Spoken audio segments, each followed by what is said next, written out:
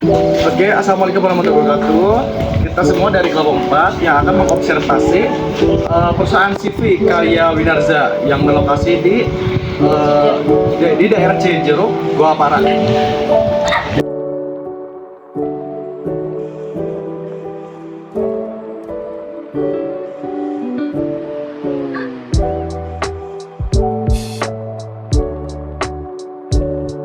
Pertanyaannya, Assalamualaikum aja.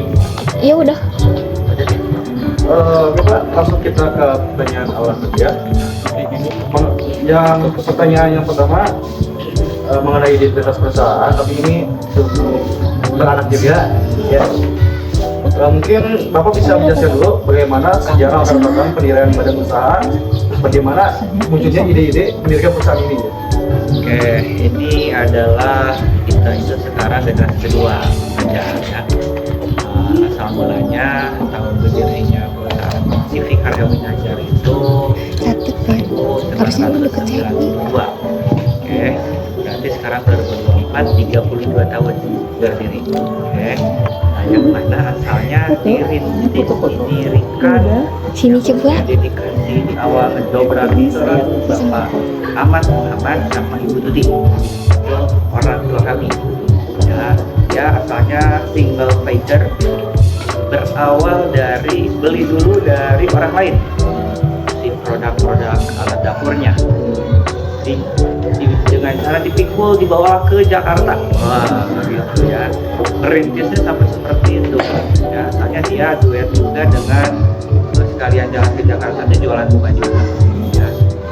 Berjalan waktu, punya keberanian, punya pola pikir usaha dan bisnis, dia memutuskan untuk bikin sendiri ya. Dari mulai nge-hire beberapa orang, sekarang CV Karya Winarza di 2024 yang asalnya dua orang fighter saja suami istri ya, sekarang sudah menjadi karyawannya 65 orang gitu. Cukup segitu aja. Lalu apa sih tantangannya yang dihadapi pada awal pendiriannya? Tantangan pastinya yang saya tahu keberanian dan juga modal, kemudian juga bahan baku yang tentunya saat itu nggak mudah ya. Tas juga peran kompetitor yang asalnya dibikin manual aja, sementara di luar sana banyak yang sudah semi manual pakai mesin bubut dan segala macam itu yang menjadikan nambah kompetitornya. Tapi sekarang udah pakai mesin. Sekarang dengan jumlah 65 orang itu udah spesifik khusus dan juga dibantu oleh mesin-mesin. Lalu bagaimana sih strategi perusahaan dalam mengembangkan perusahaan terutama sampai sekarang? Ya, berawal dulu orang tua kita marketingnya atau pemasarannya hanya pasar-pasar tradisional. Ada beberapa segmentasi kerjasama dengan para distributor itu lebih berkembang ya. Nah, kami sekarang giliran untuk generasi kedua kita lebih mengeksplor ya, semua segmentasi kita garap dari mulai yang offline-nya, yang direct selling-nya itu pasar-pasar tradisional ya, hampir semuanya ya. Jawa Barat sudah kita kuasai dari mulai Merak sampai Cirebon, itu pasar-pasar tradisionalnya kemungkinan besar itu ada barang kita di sana ya. Lalu juga selain direct selling juga kita untuk direct sellingnya selain pasar tradisional, market yang keduanya itu adalah semi modern kita garap ya, para distributor dan segala macam. Kemudian juga modern market kita tembus di Mr. DIY, kita tembus di Iowa Mall, kita tembus di Taman Terserba, Jogja Terserba, banyak lah ya untuk modern market. Dan juga terakhir kita juga bisa tembus sama untuk ekspor. Nah, selain direct selling kita juga mengembangkan untuk marketingnya itu lewat media sosial ya, dan juga online shop dari mulai mulai Shopee, Tokped, Lazada, Bukalapak, Instagram, Facebook, TikTok, itu semuanya. Jadi semua segmen strateginya kita hajar. Gitu.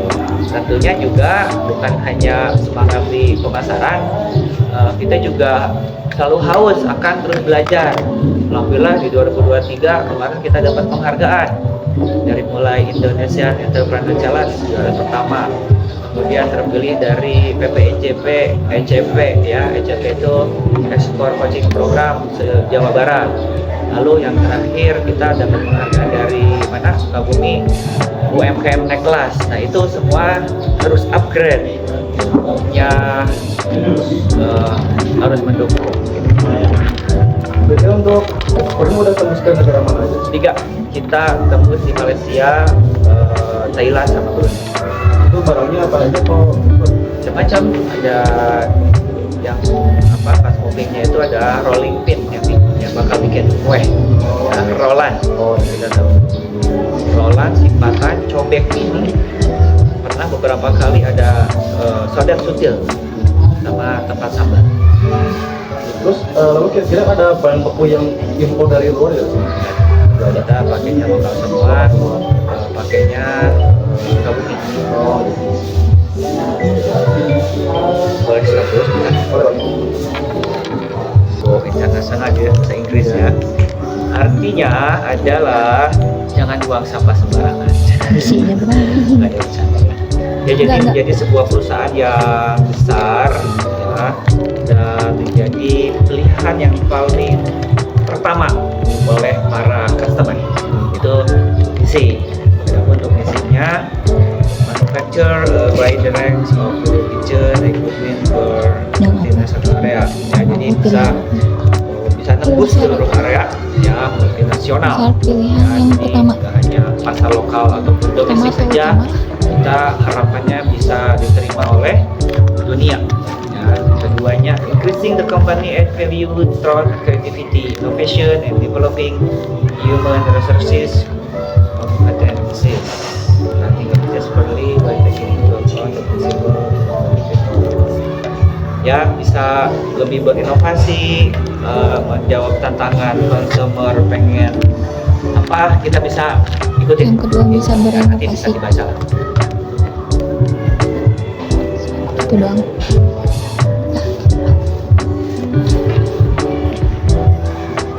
Oke, sekarang lanjut ke pemilik saham. Pemilik usaha masih ownernya langsung ya, kita Bapak Ahmad Haji Ahmad, big boss ya. Jadi pemilik saham bukan ada satu, mungkin ada investor gitu kan? Kita Jadi ini masih bentuknya perusahaan milik keluarga ya? ya family business, mau itu mau ini. Kalau ini intinya bisnis ya ini kayu, cuman diferensiasinya ke wisata. Masih di tempat ini family juga. Lanjut ke output produk atau jasa perusahaannya seperti apa? Lalu sehari bisa menghasilkan berapa produk sih? Output yang kita hasilkan ya sekarang kalau bicara custom ataupun item produk itu bisa di angka 150-an produk ya, alat dapur semua dan kayu semua. Ada juga nge-hire kalau customer minta yang bambuan, kita boyong UMKM yang sebelah ya, jadi kita bisa juga partneran ya. Dan kalau hasil produksi itu margin lah ya, per bulannya bisa tembus di 40.000 biji per bulan. Lalu keunggulan produk ini dibanding yang lain? Keunggulannya tentunya karena kita pabrikan langsung, secara harga lebih ekonomis ya. Secara harga dari range 20.500 sampai yang 50.000 ada. Keunggulannya Bahkan harga yang mana, yang mau yang biasa aja ataupun yang premium. Gitu dong, intinya dong. Lalu kita punya secara legalitas udah paling atas ya, izin dari mulai warga setempat sampai yang namanya kalau kayu itu fee legal ya, untuk bisa tembus ke dunia luar itu ekspor ya, fee legal. Intinya kalau udah punya fee legal udah beres semuanya. Kan di perusahaan Bapak itu ada beberapa biasa kan ya beberapa barang Ya, itu kan ada beberapa barang Pak, berapa barang gitu ya? 150 custom, 150 produk yang kita produksi. Kan itu dibagi beberapa ya. Itu sehari dalam Enggak, misalnya itu produknya besar. Oke, kalau bicara sehari, saya bilang anggaplah 40.000 per bulan ya. Saya antara 30.000 sampai 40.000 dibagi 30 hari aja. Berapa tuh? 1.000 ya sehari ya. Kadang bisa lebih. Kalau pas lagi ada apa PO-nya banyak. Adik, kenapa? Atau mau keris ya? Prosesin aja langsung sama Teh Indah, boleh bantu? Selain itu, kita juga lebih terkenalnya dari kenaturalannya, ya. Yang kita jual, yang kita tongkrongin di mall-mall itu natural, estetik, ya makanya bisa sebesar ini juga bisa diterima oleh masyarakat. Terus setiap kali ada PO, mau itu sedikit, mau itu banyak, satu kontainer, mau sampai yang 40 feet high cube gitu ya, kita bisa jabanin. Nah, artinya si customer atau pelanggan tuh happy. Mungkin di luaran sana ada PO sedikit, mungkin bisa ada PO banyak, dia pikir dulu bahan bakunya gimana, kerjanya gimana. Kita mau open aja ada 3 sekarang alhamdulillah. Mungkin itu bedanya dengan kompetitor. Terus kendala apa sih yang dihadapi saat waktu produksi? Saat produksi itu kadang mah dari mulai faktor SDM. SDM-nya yang sudah kita instruksikan harus presisi, tapi mungkin kurang oksigen kata karyawan, ya hanya melenceng dari yang sudah diinstruksikan gitu. Atau juga bahan baku kita minta yang kalau di kayu itu ada A1, A2, A3 ya. Datangnya A1, nanti kan melenceng juga dari yang sudah kita wadah. Lalu tantangan yang unik di dunia kayu itu harapannya satu pohon kayu pengennya bagus semua, kinclong ya, bersih. Tapi pas begini ada ranting, udah ke dalamnya juga udah pasti bopeng. Gitu. Jadi kalau di kayu itu, nah kayak gini nih. Kalau bicara ke customer kayak gini nggak mau dia, pengennya mulus gitu. Kayak gini nggak mau customer. Tantangan kayu itu nggak semua seperti pabrikan, setting presisi ukuran akurat ya. Kalau kayu ngikutin aja di alurnya bisa. Estetiknya yang muncul. Lalu ada sih cara mengatasi kendalanya? Kendalanya kita lebih avoid apa ya, kalau bicara di awal itu inform consent. Nah ya, jadi ada kita edukasi dulu para customer, kita edukasi dulu para pelanggan yang namanya di dunia kayu itu in detail seperti apa ya, supaya pada saat ada barang yang katakanlah sudah tidak layak untuk diberikan, boleh retur kita. Tapi selama barangnya bagus, tidak ada masalah, ya lanjut. Ya, jadi lebih mengedukasi dulu di awal supaya satu frekuensi. Jadi ada miss apa udah bilang model gini juga, kalau udah ada bahasa harus diterima ya model gini gitu, aman. Apakah ada rencana pengembangan produk untuk kedepannya? Pengembangan produk kita dituntut selalu setiap tahunnya ada apa new item gitu, minimum at least 1 pieces ya. Tiap tahunnya harus ada permajaan lagi ya, ide-ide apa lagi. Di samping kalaupun selama perjalanan ada yang request custom, sekiranya memang kita minta produk, kita olah, ya udah kita proses. Oke, pertanyaan selanjutnya ke badan hukum perusahaan. Bagaimana proses pengajuan badan hukum tersebut? Proses pengajuan badan hukum kita yang pertama pendirian akte dulu ya, namanya bukan hanya di perusahaan, anak lahir aja harus punya akte ya. Iya. Sama perusahaan juga harus punya akte. Untuk prosesi akte langsung ke notaris, dari sana buatlah CV nya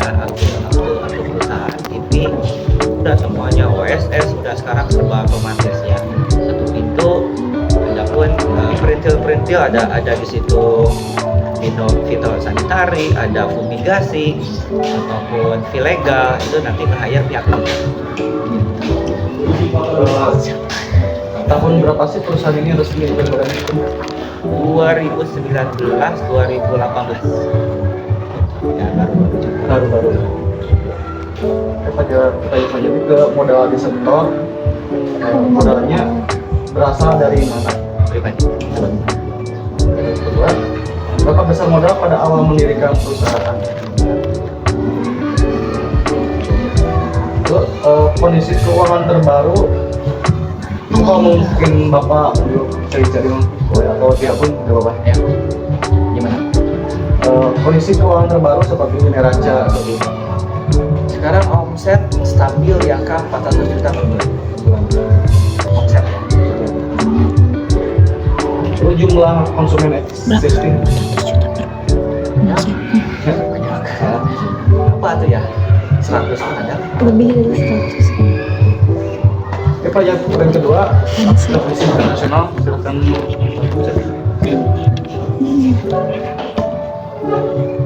Omset.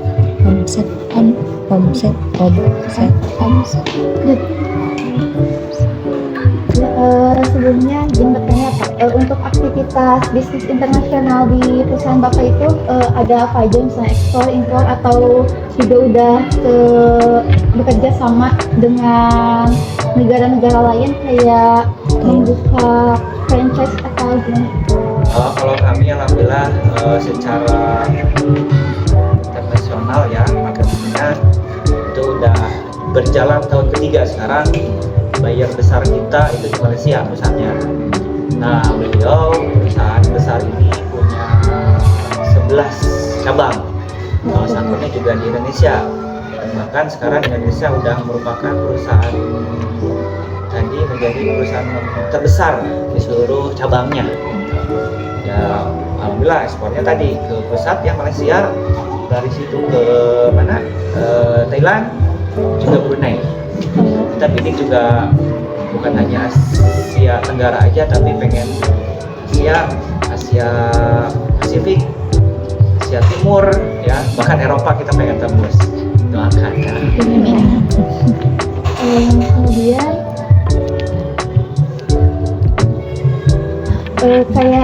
kalau boleh tahu nama mitra dari perusahaan Bapak ini? Mr. DIY. Oh, Mr. DIY. Sukabumi ada banyak. Untuk jumlah produk dalam 1 bulan yang bisa diekspor sampai ke luar negeri itu jumlahnya kira-kira berapa banyak? Tergantung PO sih, minimumnya di 20 feet kontainer. 20 feet kontainer itu kisaran di apa ya, 80.000 pieces-an ya. Itu setiap bulannya pasti melakukan ekspor atau Enggak. enggak? Nah, kita tunggu by PO aja. Order ya. Ada order baru kita barangin. Kalau nggak ada ya doa. Kalau ada. Sih nggak tahu.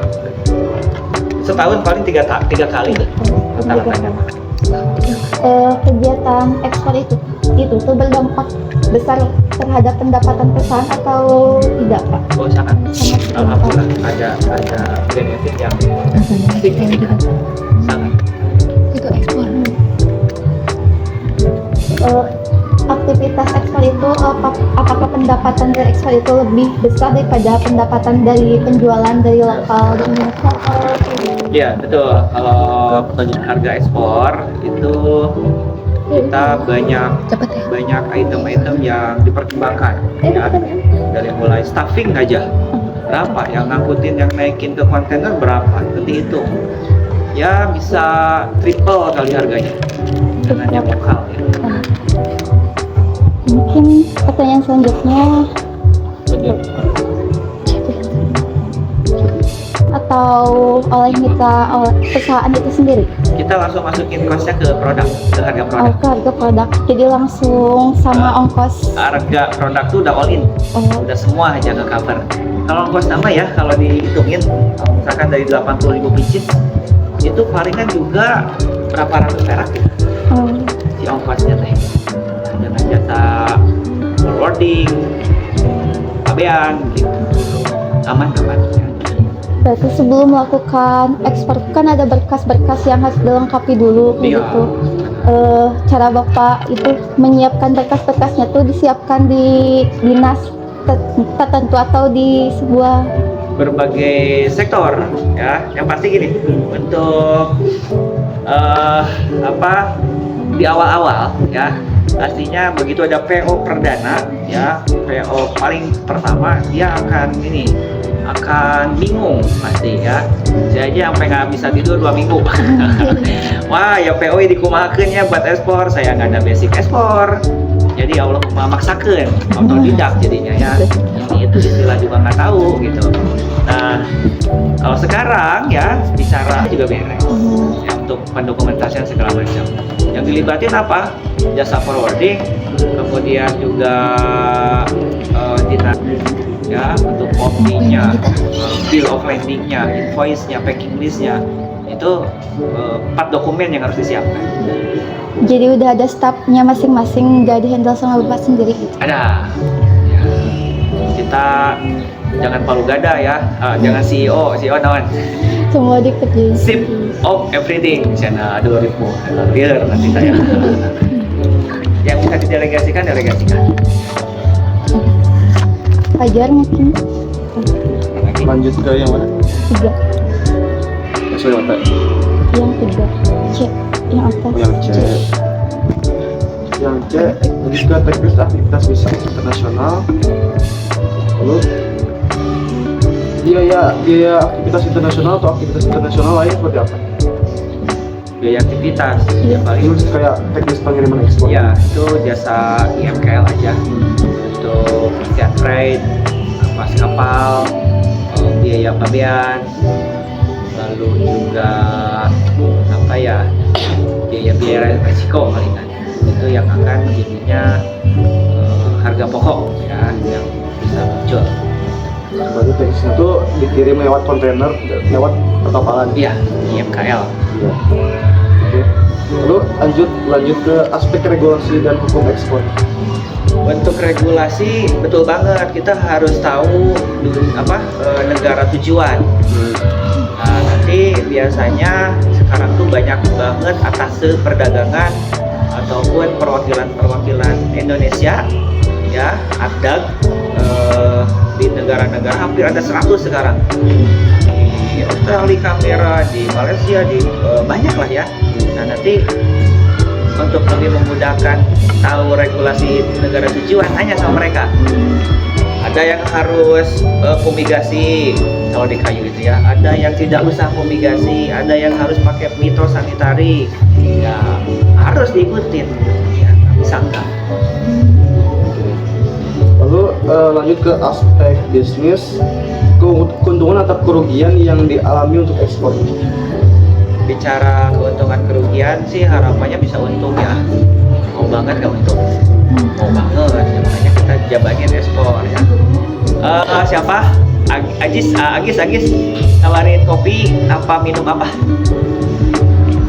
Coba pada minum kan? Tidak usah pause apa? Bro aja langsung ya. Adik, ada kopi Detani. Enak. Ya, makasih. Menunya dikasih. Udah. Oh, ya. Mana tadi? Kerugian keuntungan ekspor. Ah, Kerugian keuntungan ekspor. apa? Kerugian sama Kerugian keuntungan. sama Kerugian. aspek. Ya, pengen sih untuk terus ya. Cuma teman-teman ya, yang namanya bisnis kadang mah tidak sesuai dengan harapan gitu ya. Kami selama ekspor apa untung terus? Enggak juga. Ya, ternyata Allah udah nyiapin perangkat ramuan ya, kita dibentuk gitu ya. Jadi nggak ada ceritanya leha-leha, ongkang-ongkang kaki, tahu-tahu beres gitu.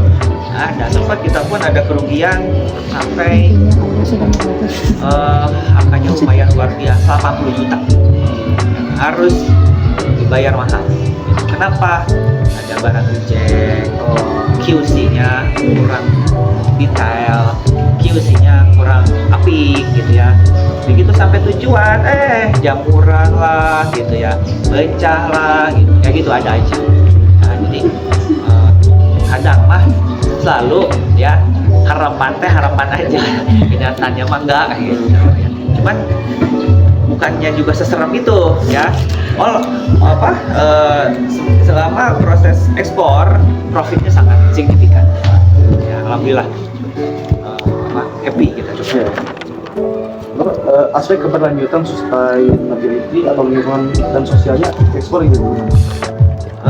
Bicara sustainable ya, saya ada jawaban bagus tuh. Jadi dari mulai bahan baku aja ya, kita itu berpikir jangan sampai ngikutin perusahaan dari berdasarkan bahan baku ya. Bahan baku yang kita beli cuma dua doang, kayu mahoni sama kayu pinus, yang notabene di Sukabumi mah melimpah ruah. Jadi kita nggak khawatir ceritanya untuk bahan baku, akan selalu ada. Kenapa? Si pihak perhutaninya juga berpikir bagaimana supaya sustain terus ya. Jadi muter dia. Sekarang misalkan di daerah Pelabuhan Ratu panen pangkas berapa ratus hektar ya, nanti muterlah ke Surade, nanti muterlah kemana, yang itu ditanam lagi. Itu terus saya reboisasi. Nah, tanam lagi muter gitu insya Allah. Berapa puluh tahun yang akan datang masih cukup aman. Lalu kalau sustainable-nya kami ya dituntut untuk supaya produk kita berinovasi terus ya, diterima terus sama pelanggan.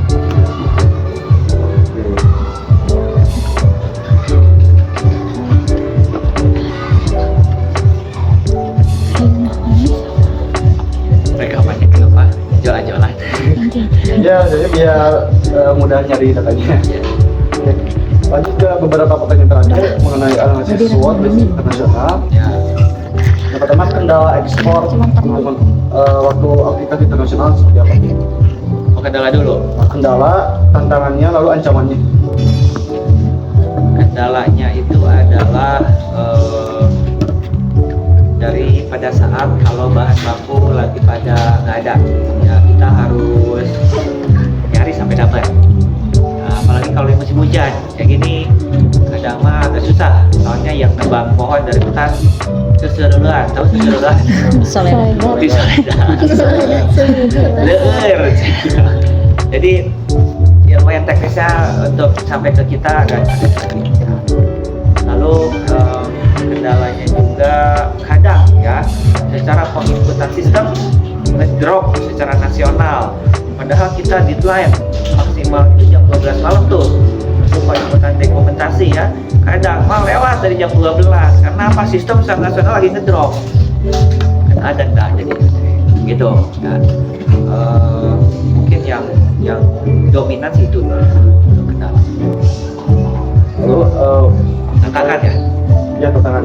Untuk tantangannya sendiri secara harga, kita bicara internasional, sekarang rajanya dunia internasional, ada yang tahu siapa? Ada yang tahu siapa? Cina. Hah? Siapa? Cina. Oh benar, China banget. Itu mah harga saya udah sama produknya bagus, harganya miring pisan. Saya pernah kalah cuma selisih 100 rupiah doang, bayar nggak jadi. Kalau kita turun dari 100 rupiah, gayaan. Jadinya kerja sosial gitu ya. Nah udah berarti udah dia bukan rezekinya, bukan miliknya. Ya. Harga ya, tantangan itu kita harus bisa tahu di harga beda, soalnya pasaran Asia, pasaran Afrika, pasaran di Eropa itu beda-beda, Amerika beda-beda. Nah, kalau di Asia mungkin harga 10.000 masih bisa masuk di Asia. Tapi kalau ke Eropa harus dihargakan 100.000 aja juga bisa masuk. Gitu. Jadi kita harus kepoin dulu mana tuh Alibaba ya. Terus apa lagi yang luar teh? Amazon. Itu harus paham lah kitanya. Nggak langsung bikin harga aja. Lalu ancamannya Pak, ancaman ekspor. Ancaman, pernah dengar kasus yang kemarin UMKM kirim frozen food ke ekspor tapi malah boncos? Enggak. nggak suka pada baca ya. Iya, udah saya mau bukan pengusaha ya, jadi nggak ini. Ada info kemarin tuh terbaru UMKM ngirim ekspor ke Malaysia, bukannya untung tapi harus bayar denda 118 juta. Ya. Kenapa? Karena kebetulan dia frozen food. Lalu mungkin nggak paham secara administratifnya ada yang namanya HS code. Yang tahu nggak HS code? Tahu ya, bukan bagian ini ya, manajemen. HS code itu adalah kode masing-masing produk untuk dikirim. Ya, ternyata pas dicek oleh negara tujuan beda, tidak sesuai dengan barang yang dikirim. Akhirnya ditahan di pelabuhan negara tujuan. Udah itu kena cas, kena sewa ya, berhari-hari bahkan berminggu-minggu ditotali 118 juta. Artinya apa? Administratif harus tertib ya, jangan juga konyol asal gitu ya, hire atau mendelegasikan apapun itu juga kita harus lihat dulu dia ilmunya mumpuni nggak ya, harus jeli lah, harus laten gitu. Oke, kita lanjut ke kekuatan dan peluangnya untuk ekspor. Kekuatan kita barang produsennya langsung ya, cara pabrikannya langsung, harga bisa bersaing, secara kami juga sukan ya, sukan armada, sukan lah itu kita pikir 65 orang bukan sedikit, padahal bicara kalau misalkan toh masih kurang, kita akan hire lagi. Ada PO misalkan banyak terus deadline ya, insya Allah kita akan rekrut lagi. Jadi tadi SDM harus siap, secara administratif juga kita harus tertib, secara mental kita juga insya Allah jam tayang kita 32 tahun naik pasang surut ya, di dunia bisnis kita udah dilalui, COVID-nya kita bisa survive gitu. Alhamdulillah. Peluangnya terakhir. Peluang, secara peluang kita sangat optimis banget ya. Kayu adalah natural ya, dan produk kami hasil endingnya ya untuk IRT, industri rumah tangganya, itu adalah produk akhir ya, yang mana alat-alat rumah tangga dapur ini sangat banyak banget digemarin oleh ibu-ibu, bener nggak? Hari ini kita sangat optimis karena alat dapur kita itu dipakai, apalagi ibu-ibu sekarang mah pengennya yang estetik ya, nongkrong di dapur yang kitchen setnya puluhan juta itu kan nggak mungkin disimpan barang-barang yang karya Winajar bisa jawab ataupun kasih solusi buat para ibu-ibu di luar sana. Peluangnya ada 280 juta penduduk ya, 10%-nya aja berapa? 2,8 juta. 10%-nya dari 280 juta. Banyak ya? 28 juta. 28 juta. Udah dikumahakeun.